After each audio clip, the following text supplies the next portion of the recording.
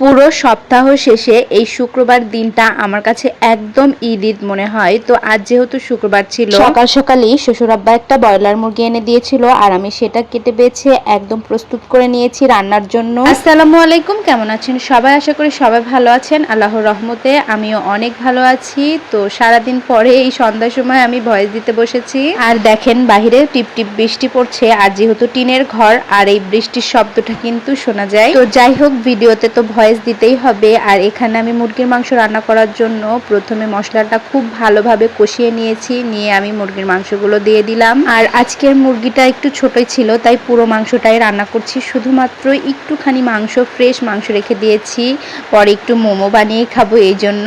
তো দুপুরে রান্না করেছি একদম রাতের জন্য, এই জন্য একটু আলু দিয়েছি মুরগির মাংসের মধ্যে, যাতে রাতে আর আমার রান্না করা লাগে না। সাথে কিন্তু আবার ডালও রান্না করেছি। তো এই যে এখানে মুরগির মাংসটা খুব ভালোভাবে কষিয়ে নিচ্ছি। আর এই যে আমার মুরগির মাংসটা কিন্তু কষানো একদম হয়ে গিয়েছে। আর কষানোর সময় কিন্তু আমি একটুও পানি দিইনি, মুরগির থেকে পানি বের হয়েছে। আর আমি প্রায় অনেকক্ষণ ধরেই মুরগির মাংসটা কষিয়ে নিচ্ছি। আর এখানে একটু কষানো মাংস উঠিয়ে নিলাম, নিয়ে কিন্তু আমি এখন একটু আলু দিয়ে দিব। আলু বেশ কয়েকটাই দিয়েছি। এখনকার আলুগুলো খেতে কিন্তু একটু মিষ্টি মিষ্টি লাগে, তাও দিলাম।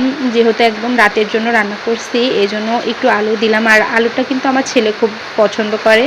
তারপর আমি আলুগুলো দিয়ে কিছুক্ষণ কষিয়ে নিলাম। আর এই যে আমি এখানে কিন্তু একটু কষানো মাংস উঠিয়ে রেখেছি আমাদের 4 জনের জন্য। আমরা 4 জন মানুষ, 4 পিস উঠাইছি, 4 জন মিলেই খেয়েছি, কাউকে বাদ দেই। কষানো মাংস খেতে কিন্তু খুবই মজা লাগে। তো এখানে ঝোলের পানিটা দিয়ে দিয়েছে, ঝোলের পানিটা দিয়ে যে ফুটে উঠেছে, এখন আমি একটু জিরে ভাজনা দিয়ে দিব। আর আমি সবসময়ই মুরগির মাংস বা গরুর মাংস রান্না করলেই আমি জিরে ভাজনা দেই। আমার জিরে ভাজনাটা দিতে খুবই ভালো লাগে, আর অনেক সুন্দর একটা ঘ্রাণ আসে, খুবই ভালো লাগে। তো আমার কিন্তু এখানে তরকারিটা রান্না একদম হয়ে গিয়েছে।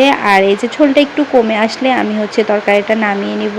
আর এই যে আমি একটা গামলায় তরকারিটা এখন বেড়ে নিচ্ছি। আর আজকে তরকারিটা একদম পারফেক্ট হয়েছে, ঝাল বেশিও হয়নি কম হয়নি, একদম মাপ মতো হয়েছে। তো সবকিছুই ঠিকঠাক হয়েছিল। আর এই যে মাংসটা এখন নামিয়ে তারপরে আমি ডাল রান্না করব। তবে ডালটা কিন্তু সেদ্ধ করাই আছে, শুধু এখন ডালে পানি দিয়ে ফুটিয়ে তেল দিয়ে দিব। আর এখানে এই যে আমি মাংসটা এখন ঘরে রেখে এসে এদিকে ডালটাও বসিয়ে দিয়েছি। আর আজকে কিন্তু মসুরের ডাল রান্না করছি। তো এখানে আমি লবণ আর হলুদ দিয়ে দিলাম। ডালটা যেহেতু আগে থেকে সেদ্ধ করা, তো এটা দিয়ে আমি একটু ঘেটে আমি গরম পানি দিয়ে দিব। সবসময় দেখবেন যে ডাল ঠান্ডা পানির থেকে গরম পানি দিয়ে রান্না করলে বেশি মজা লাগে। তো এখানে আমি হলুদটা খুব ভালোভাবে দিয়ে ডালটা ঘেটে নিলাম, নিয়ে আমি এখানে গরম পানি দিয়ে দিলাম। তো গরম পানিটা দিয়ে আমি একটু ডাল ফুটিয়ে নিব। আর ডাল তেলে দেওয়ার আগে কিন্তু ফুটিয়ে নিতে হয়, তেলে দেওয়ার পর কিন্তু বেশি ফুটালে ভালো লাগে না। তেলে দেওয়ার পর হালকা একটু ফুটিয়ে নামিয়ে নিব। আর এখানে পেঁয়াজ কুচি আর রসুন কুচি দিয়ে লাল লাল করে ভেজে এর মধ্যে একটু জিরে দিয়ে আরো ভালো করে ভেজে তারপর কিন্তু ডালে তেলে দিয়ে দিলাম।